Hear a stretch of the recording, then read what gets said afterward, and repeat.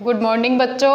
SVM senior secondary school की online class में आपका स्वागत है। कक्षा 7th विषय हिंदी पाठ 12वां कंचा भाग 1 को हम पढ़ेंगे, जिसमें कठिन शब्दार्थ होंगे बच्चों। मैं तुम्हें लिखकर बता दूंगी।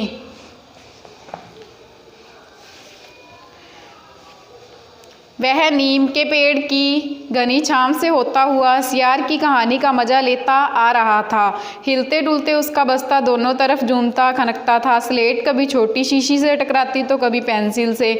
यों वे सब उस बस्ते के अंदर टकरा रहे थे, मगर वह न कुछ सुन रहा था न कुछ देख रहा था। उसका पूरा ध्यान कहानी पर केंद्रित था। कैसी मज़ेदार कहानी कोए और सियार की। सियार कोए से बोला, प्यारे कोए, एक गाना गाओ, मैं तुम्हारा गाना सुनने के लिए तरस रहा हूँ। कोए ने गाने के लिए मुंह खोला तो रोटी का टुकड़ा ज़मीन पर गिर गया। सियार उसे उठाकर 9 2 11 हो गया। बच्चों, 9 2 11 का अर्थ भाग जाना। 9 2 11 होना, भाग जाना।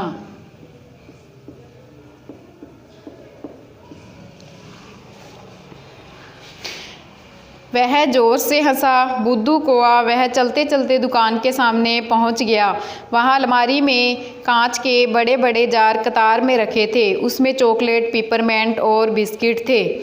उसकी नज़र उनमें से किसी पर नहीं पड़ी। क्या देखें, उसके पिताजी उसे ये चीज़ें बराबर ला देते थे।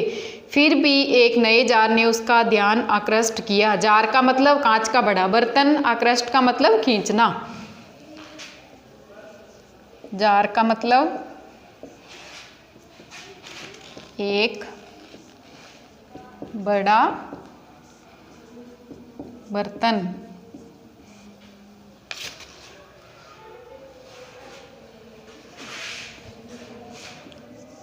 कांच का। आकृष्ट का मतलब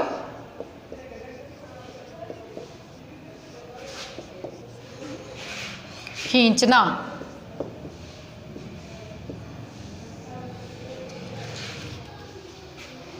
वह कंधे से लटकते बस्ते का फीता एक तरफ हटाकर उस जार के सामने खड़ा टुकर टुकर ताकता रहा। टुकर टुकर का अर्थ टकटकी लगाए।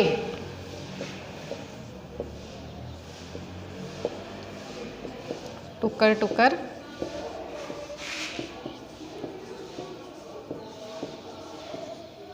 टकटकी लगाए। नया नया ला कर रखा गया है। उसमें पहले उसने वह चीज़ यहाँ नहीं देखी है। पूरे जार में कंचे हैं, हरी लकीर वाली बढ़िया सफ़ेद गोल कंचे, बड़े आंवले जैसे। आंवले का मतलब एक हरे रंग का गोल फल।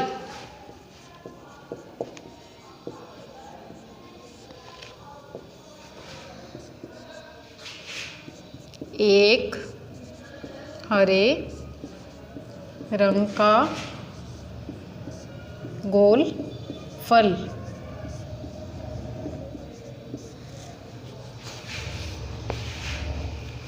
कितने खूबसूरत हैं। अब तक ये कहाँ थे? शायद दुकान के अंदर। अब दुकानदार ने दिखाने के लिए बाहर रखा होगा। उसके देखते देखते जार बड़ा होने लगा। वह आसमान सा बड़ा हो गया तो वह भी उसके भीतर आ गया।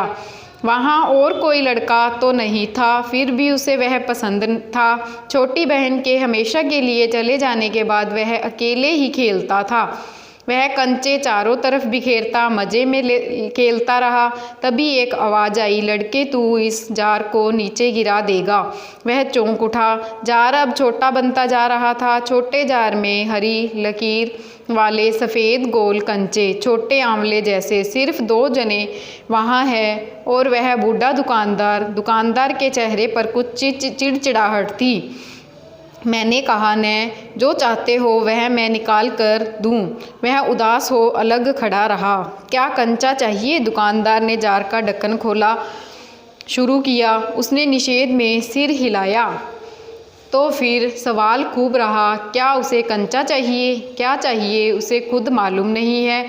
जो भी हो, उसने कंचे को छू कर देखा। जार को छूने पर कंचे को स्पर्श करने का एहसास हुआ। स्पर्श मतलब छूना।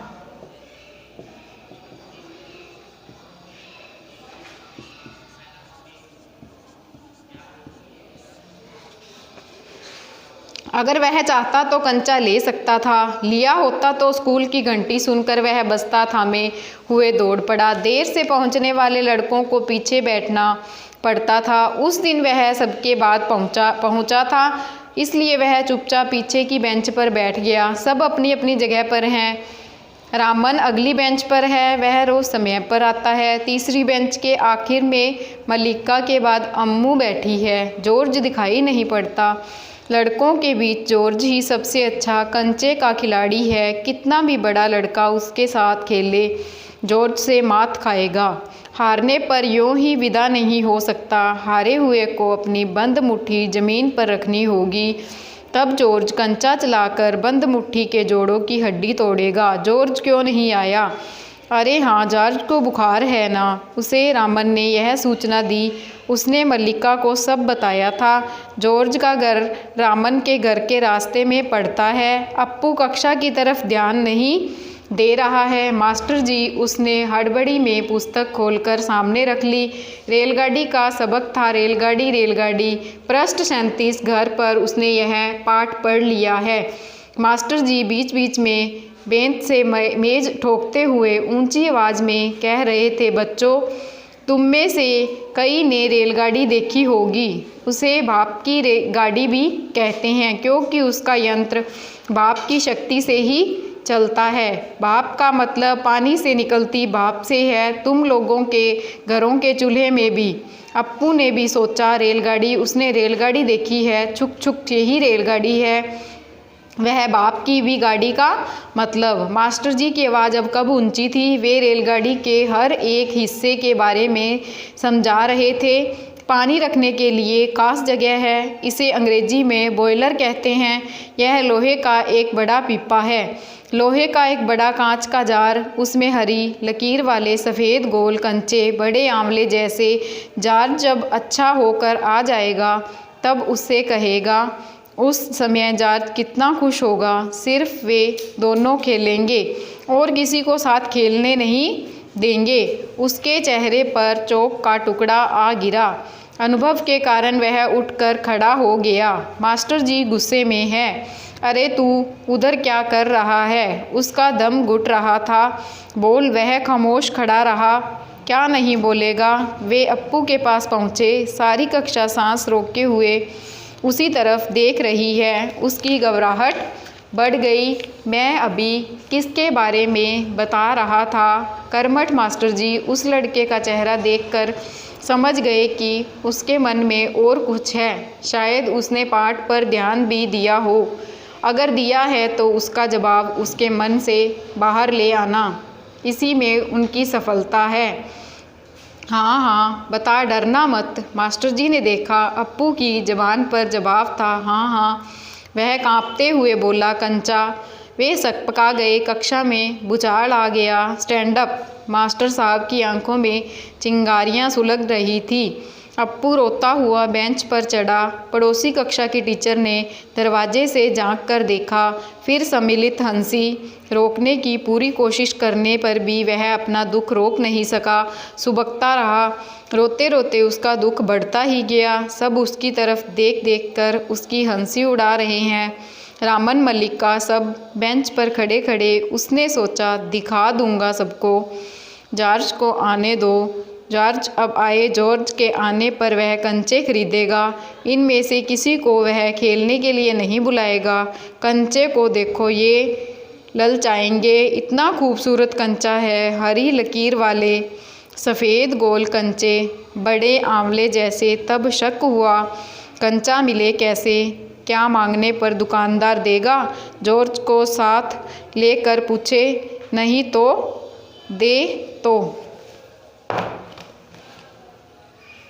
बच्चों, आज अपनों ने लेसन पाठ 12वां कंचा भाग 1 पढ़ा है। अब हम कल भाग 2 पढ़ेंगे। इसमें जो मैंने तुम्हें कठिन शब्दार्थ बताए हैं ये अपने रजिस्टर में साफ साफ राइटिंग में कर लेना। धन्यवाद।